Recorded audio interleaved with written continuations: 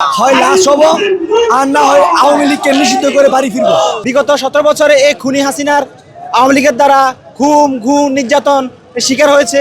প্রত্যেকটা মানুষই চায় এই আওয়ামী লীগ নিষিদ্ধ হোক।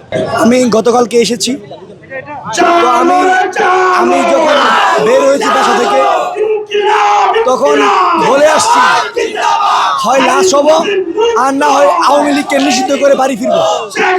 আপনারা জানেন দীর্ঘ 17টি বছর এই ফ্যাসিস্ট লীগ কিভাবে সাধারণ মানুষের উপরে অত্যাচার নির্যাতন চালিয়ে গিয়েছে। এই জুলাই আন্দোলনে আমাদের সারা বাংলাদেশে 2000-এর অধিক শহীদ হয়েছে এবং 30,000-এর অধিক আহত ভাই আছে। কারো হাত নাই, কারো পা নাই, কারো চোখ নাই। তাদের এই চিৎকার আত্মনাদ আমাদের খুব কষ্ট দেয়। আমরা মর্মাহত। আমরা জানি এই বাংলার মাটিতে কতগুলো মা তার ছেলেকে হারিয়েছে, কতগুলো বাবা তার সন্তানকে হারিয়েছে, কতগুলো ভাই তার বোনকে হারিয়েছে, কতগুলো বোন তার ভাইকে হারিয়েছে। আমরা বলে দিতে চাই এই বাংলার মাটিতে আর কখনো কোনো ফেসিবাদের জায়গা না হয়।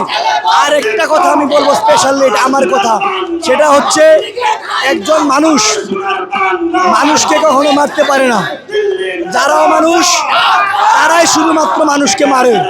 তো আমরা মনে করি যে এই ফ্যাসিস্ট সরকার আমার ভাইদেরকে মেরেছে, তারাও মানুষ ছিল, তারা মানুষ ছিল না।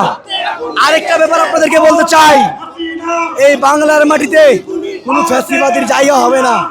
আর যেই ফ্যাসিবাদীর পক্ষে কথা বলবে তাদের আমরা দাঁত ভাঙা জবাব দিব।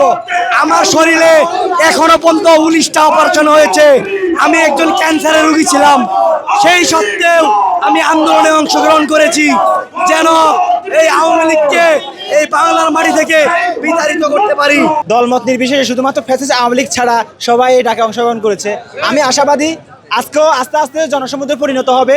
যারা বিগত 17 বছরে এই খুনি হাসিনার আওয়ামী লীগের দ্বারা খুন নির্যাতন শিকার হয়েছে, প্রত্যেকটা মানুষই চায় এই আওয়ামী লীগ নিষিদ্ধ হোক। আর আমরা যারা জুলাই আহত আছি, শহীদ পরিবার আছে, তারা তো চাই।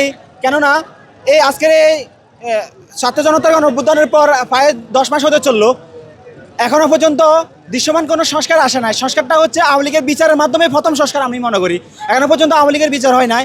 আমরা এই ইন্টারিম সরকারের কাছে আমি মনে করি বিপ্লবী সরকার, আমাদের রক্তের উপর দাঁড়িয়ে কিন্তু এই সরকার প্রতিষ্ঠিত হয়েছে, বিপ্লবীদের সরকার।